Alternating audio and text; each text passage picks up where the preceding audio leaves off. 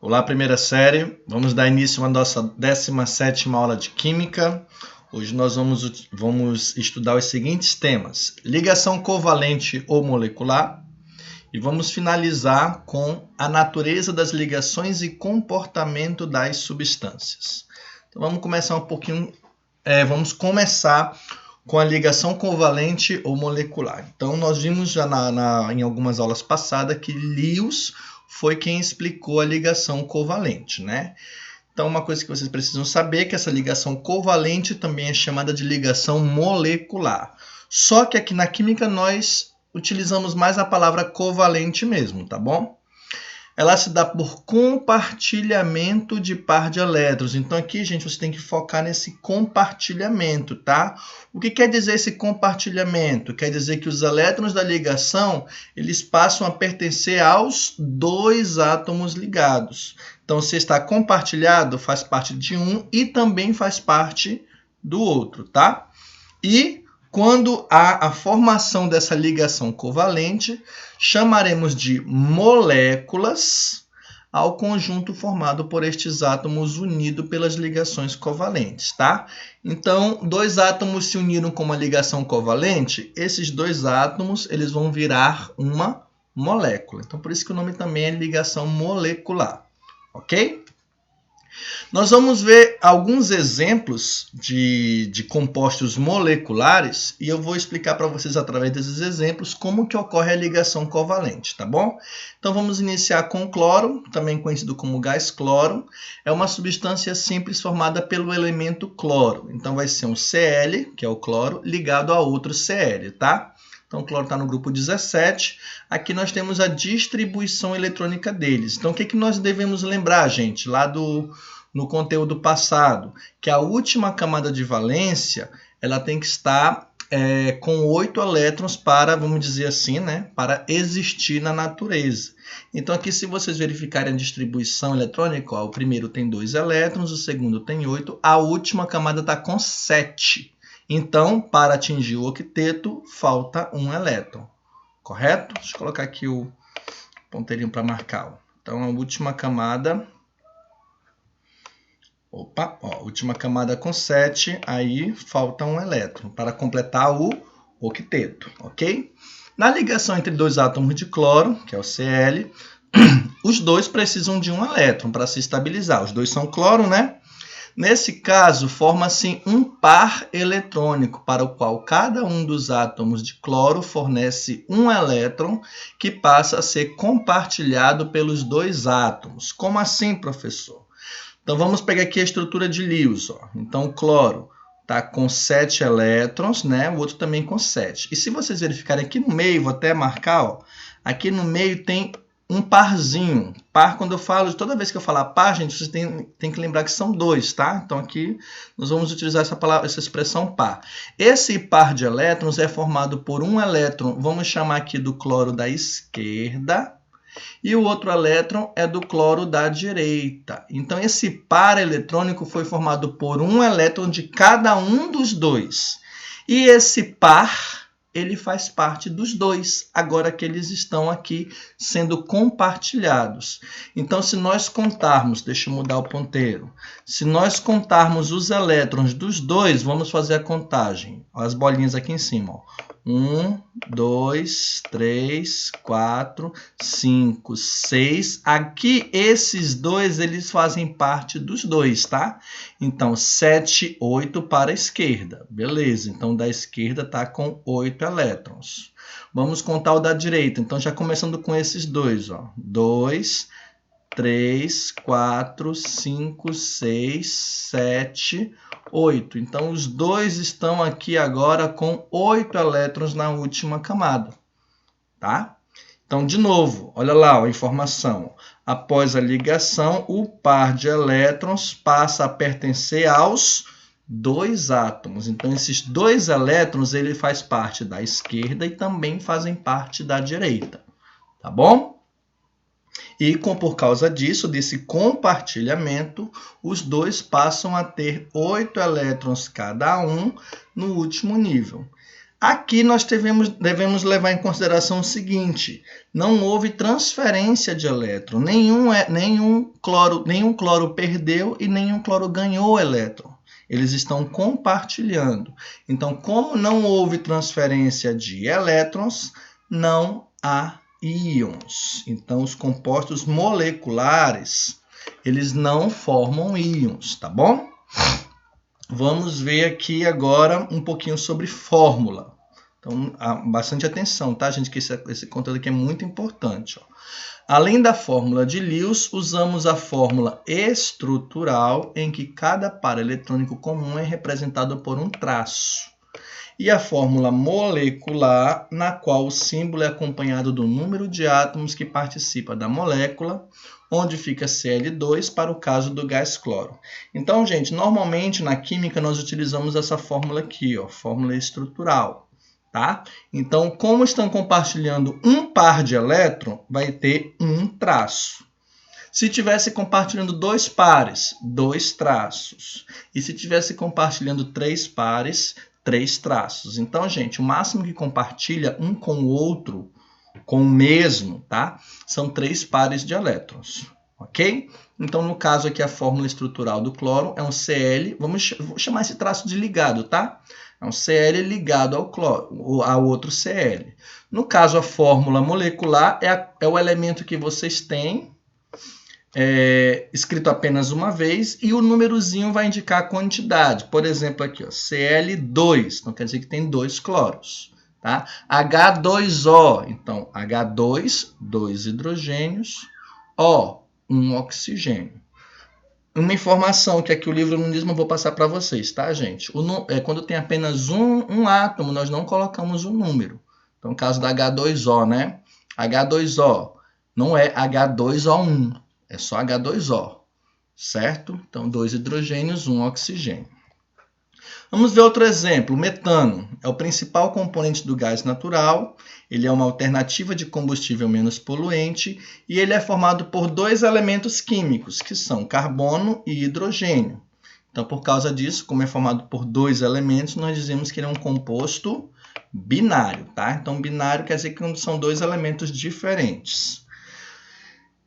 Olhando a distribuição eletrônica, o carbono, ele no final, ó, ele vai ter o 4 como camada de valência. Então, para formar o octeto, vão faltar 4 elétrons.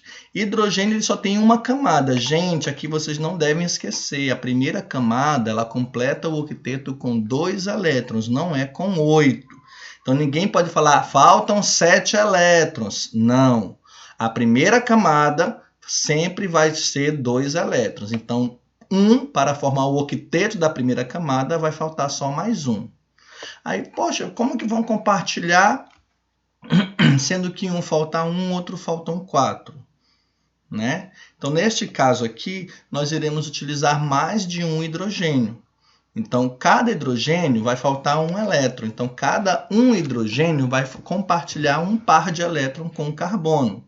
Como precisa de 4 elétrons para o carbono, então ele vai precisar de 4 hidrogênios. Olha lá, ó. Então, um par aqui, outro par aqui, outro par aqui e outro par aqui. Ou seja, no caso do carbono, olhando apenas para o carbono, todos os elétrons que ele tinha na última camada, os 4, eles vão ser compartilhados, né? Então, 4 são 4. Cada um compartilha com mais 4 de cada um hidrogênio, 8 elétrons, tá? E o caso do hidrogênio, ele só tem um, esse único par, ele é compartilhado. O hidrogênio vai completar com 2. Então, 2 para esse hidrogênio, 2 para esse hidrogênio, 2 para este e 2 para este, ok? Então, cada hidrogênio vai ficar com 2 elétrons na última camada. Então, como cada carbono se junta com um compartilhamento com cada hidrogênio, cada um vai ter um traço, olha lá, ó. Um traço para cada um, certo? Lembrando que cada traço representa um par de compartilhamento. E a fórmula molecular só tem um carbono, C. Tem 4 hidrogênio, H4. CH4. Ok?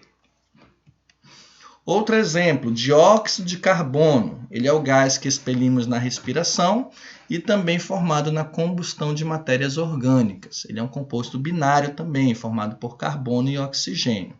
No caso do carbono, nós já vimos, né? 4 elétrons na última camada, faltam 4 elétrons para atingir o octeto. O oxigênio já tem 6, então para atingir o octeto faltam 2. No caso do carbono e o oxigênio, eles vão compartilhar 2 pares com cada elemento. Então, carbono, ó, com um oxigênio, vamos pegar o da esquerda, ele compartilha um par e outro par aqui, ó, 2 pares, né? Então, um elétron do carbono, outro do oxigênio, primeiro par. Outro elétron do carbono, outro do oxigênio, segundo par. Olha aqui o oxigênio da esquerda, 2 em cima, 2 da esquerda e mais 4 compartilhado, 8 elétrons, tá bom? Agora vamos olhar o da direita, mesma coisa, ó, um par aqui em cima, outro par aqui embaixo. Aí o carbono vai ficar com 4 de um lado, 4 do outro, 8 elétrons. O outro oxigênio já tem 4 ao redor, 4 compartilhado, 8 elétrons. Aqui, ó, gente, foi que eu falei para vocês, a situação de compartilhar 2 pares. Então, ó, olha aqui, vou marcar 2 traços, tá? Então, entre o oxigênio e o carbono, a fórmula estrutural, 2 traços. Por quê, professor? Porque são 2 pares compartilhados. Então, 2 traços para a esquerda e 2 traços para a direita. Fórmula molecular, C, só tenho 1 sem número. O, eu tenho 2, então coloco 2. Então, fórmula molecular, CO2. Próximo exemplo, nitrogênio. Ele é usado na indústria alimentícia para evitar o contato do alimento com o oxigênio atmosférico. Ele é uma substância simples formada pelo elemento nitrogênio e o elemento nitrogênio precisa compartilhar 3 pares eletrônicos para atingir o octeto. Por quê? O nitrogênio tem 5 elétrons na última camada. Então, quando ele vai se juntar com outro nitrogênio, olha lá, ele compartilha 1, compartilha 2, compartilha 3 pares de elétrons. Lembrando, mais uma vez, gente, em cada par, um elétron vem de um elemento, o outro elétron vem do outro, tá? Então, 3 compartilhados, 6 elétrons. Mais os 2 que ficam aqui fora, ó, 8. Mesma coisa para o outro nitrogênio, 6 mais 2, 8. Então, todos vão ficar com 8 elétrons. E, mais uma vez, como foram 3 compartilhamentos de elétrons, então serão 3 linhas. Olha aqui, ó. É o que nós chamamos de ligação tripla. Professor, tem como compartilhar 4 pares, 5 pares? Não, apenas no máximo 3, tá, gente? Compartilha 1, compartilha 2 ou compartilha 3 pares de elétrons só. Tá bom? Então, no máximo, existe a chamada ligação tripla. Fórmula molecular é só o nitrogênio, né? São 2 nitrogênios, então N2. Ok? Vamos ver outro exemplo. Dióxido de enxofre. É um gás poluente, provém da queima de combustíveis contaminados com substâncias que contêm enxofre. Ele é formado por um átomo de enxofre e 2 átomos de oxigênio. Então, aqui, o enxofre, ele vai ter 6 elétrons na última camada. Então, vão faltar 2. E cada oxigênio também vão ter 6, olha lá. Então, para cada oxigênio também faltam 2. Aí vem a pergunta, como que vai compartilhar aqui? Porque se compartilhar 6, os 2 elétrons com 1, já vai formar o octeto do enxofre com oxigênio. E o outro, né? Compartilha 1 com 1, o enxofre fica com 8, mas cada oxigênio vai ficar com 7, já que só vai acrescentar mais 1. Então, como que vai acontecer?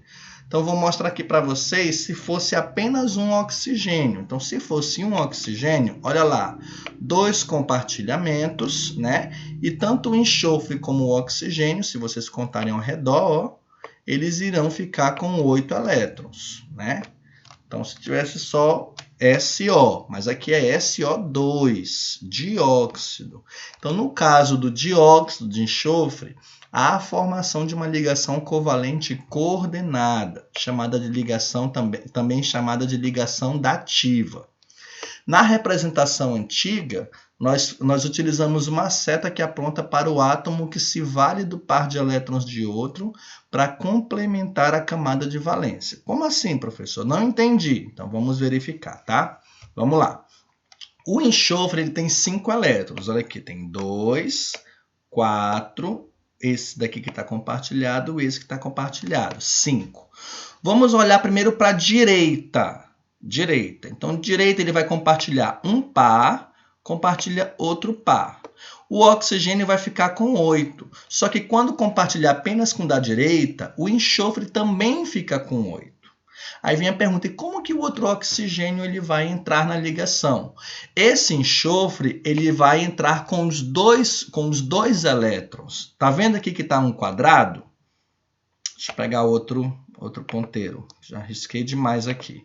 Esses dois aqui que eu vou circular, ó, eles pertencem a um enxofre. Eu vou circular todos que o enxofre tinha no início. Ó, então, no início, o enxofre tinha esses. Ó. 1, 2, 3, 4, 5, 6. 6 elétrons, né? Acho que eu falei 5 antes, eu me confundi, tá, gente? Desculpa, são 6.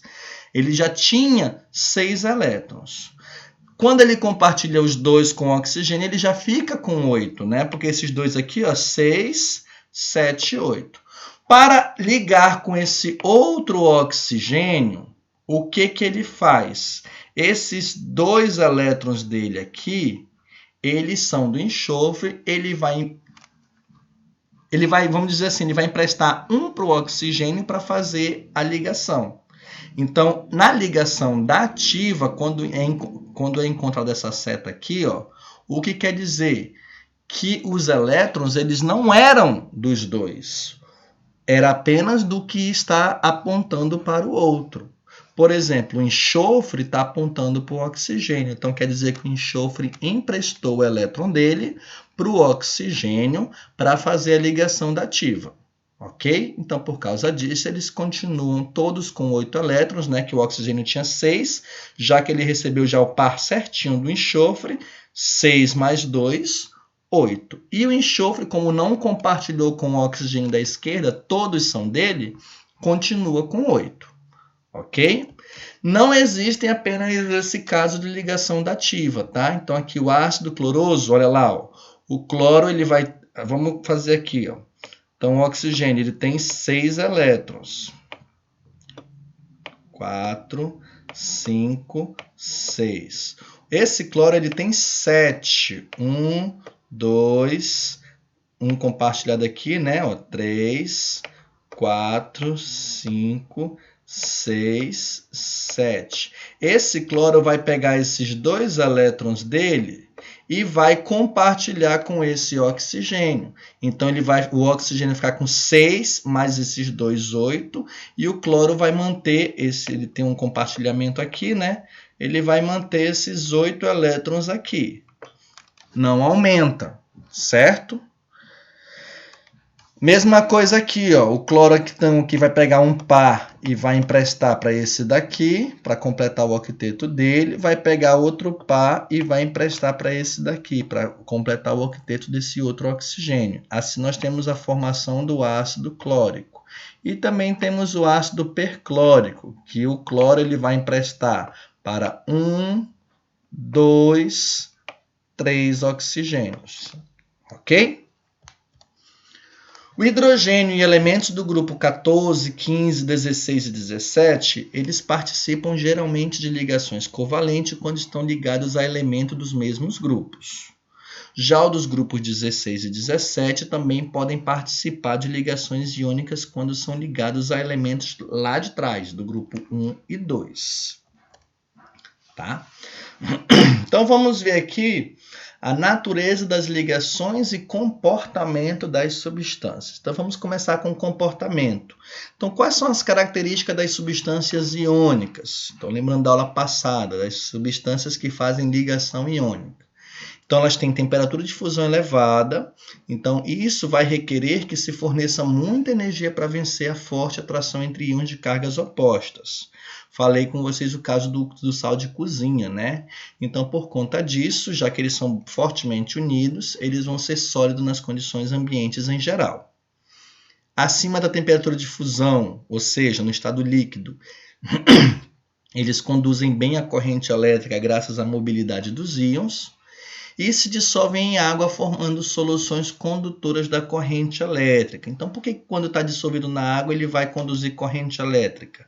Porque essa dissolução na água, ela quebra a ligação entre os íons e eles ficam com liberdade de movimento na solução. Então, por conta disso, eles conseguem conduzir a eletricidade. Já as substâncias moleculares, elas não são basicamente encontradas no estado sólido, mas podem ser nos 3 estados físicos nas condições ambientes. Então, nós temos exemplos de substâncias moleculares no estado sólido, no estado líquido e no estado gasoso. Elas têm temperatura de fusão bem mais baixa do que as das substâncias iônicas e elas não são boas condutoras de corrente elétrica no estado líquido. Imagina no estado sólido, aí que elas não são mesmo, tá? Há 2 tipos de substâncias simples. Nós temos as substâncias simples metálicas, então, onde o elemento constituinte é o metal. Então, neles, os átomos se unem por ligação metálica e elas podem ser representadas apenas pelo símbolo do metal. Por exemplo, quero representar o metal zinco, Zn. Cobre, Cu. Chumbo é Pb.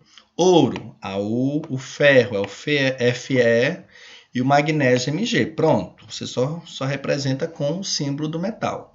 Já os moleculares, eles são constituídos por não metais. Então, normalmente, os moleculares é um ligado ao outro, né? Então, ele vai ter, no mínimo, vai ter 2 átomos. E em alguns casos de substâncias, como estamos vendo substâncias simples, né? Eles vão ser repetidos. Por exemplo, hidrogênio vai precisar de 2 hidrogênio, então H2. Bromo precisa de 2 bromo, Br2. Iodo, I2. Nitrogênio, N2. E o cloro, Cl2. Ok?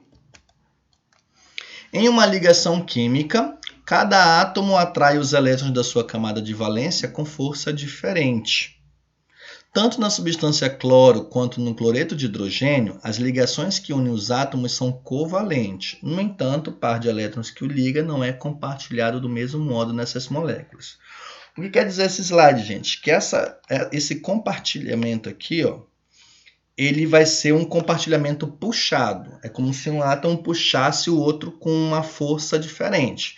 Então, se um puxa mais forte, acaba que os elétrons eles vão mais para um lado do que para o outro, tá? Vamos ver primeiro esse caso aqui, ó, do cloro, que são 2 iguais, e depois vamos ver do cloreto de hidrogênio, que é um hidrogênio e um cloro, tá?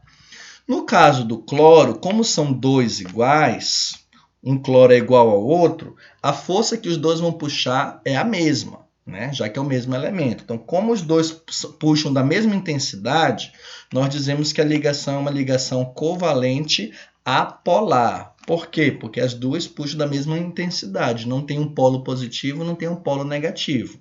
Apolar, sem polo. Tá? Já o HCl, nós temos o seguinte dado experimental, que o cloro ele atrai mais fortemente do que o hidrogênio. Então, se o cloro ele atrai mais forte, acaba que o par ele fica deslocado para o Cl, fica mais pertinho do Cl do que do hidrogênio. Com isso, como que o par fica mais próximo do hidrogênio, o cloro ele vai ficar com maior concentração de cargas negativas. Então, lembrando que são elétrons é carga negativa, né? Se ele está puxando mais forte, ele está com um lado mais negativo do que o outro. E o outro, então, ele vai ficar com maior concentração, no caso o hidrogênio, né? Uma maior concentração de cargas positivas. Ok? E como que eu sei...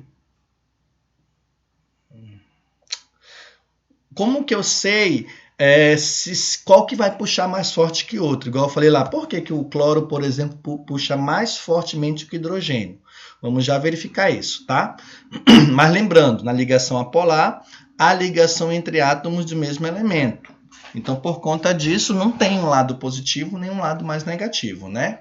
Em elementos diferentes, em geral, há a chamada polarização. Por isso que é uma ligação covalente polar, que poderá ser maior ou menor, dependendo da diferença de... Aí vem um novo conceito, ó, eletronegatividade dos elementos que participam dele.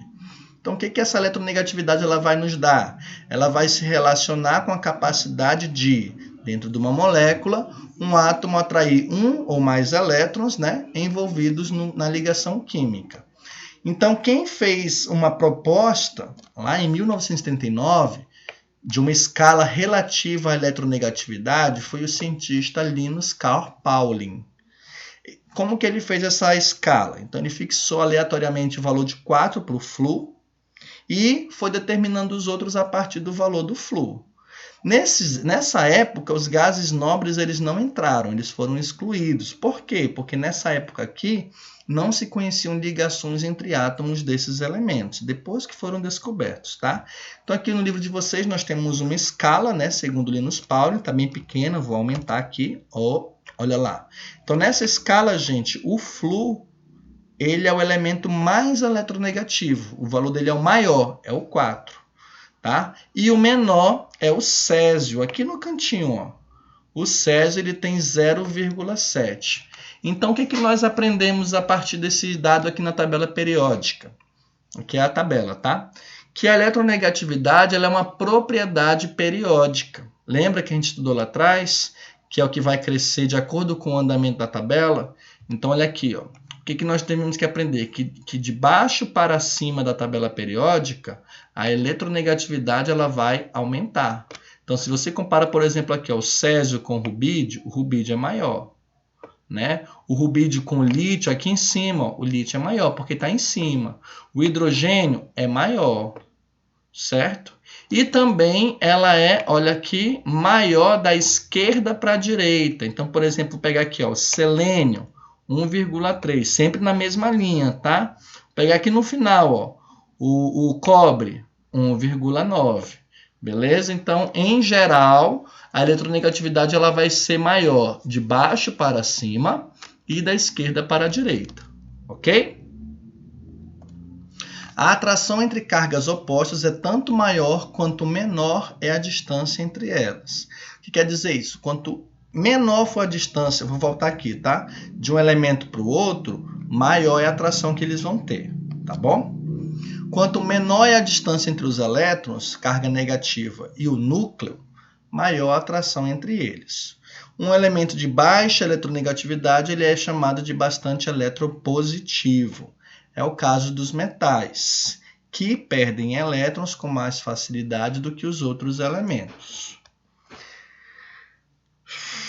Então, aqui relacionando a eletronegatividade com as ligações. A ligação ela vai ser iônica, quando a diferença significativa de eletronegatividade entre ambos, quando for uma diferença significativa, uma diferença grande. É o caso aqui, por exemplo, ó, do sódio e do Flu, aqui embaixo. Ó, o sódio 0,9, o Flu 4. Né? Então, vai formar a ligação iônica. Tá? Ligação covalente polar. A diferença da eletronegatividade não é tão significativa. O caso aqui, por exemplo, do cloro, que é 3, com Flu, que é 4. Então, não é tão grande a diferença, 3 e 4. Então, vai formar a ligação covalente polar. E a apolar, nós já vimos, né? É quando a eletronegatividade é a mesma. Então, aqui, ó, 2 Flu, 4 e 4. Então, ligação covalente apolar. Ok? Então, por enquanto é só. Então, com isso, vocês conseguem completar a lista de exercícios de vocês. E eu desejo bom estudo a todos.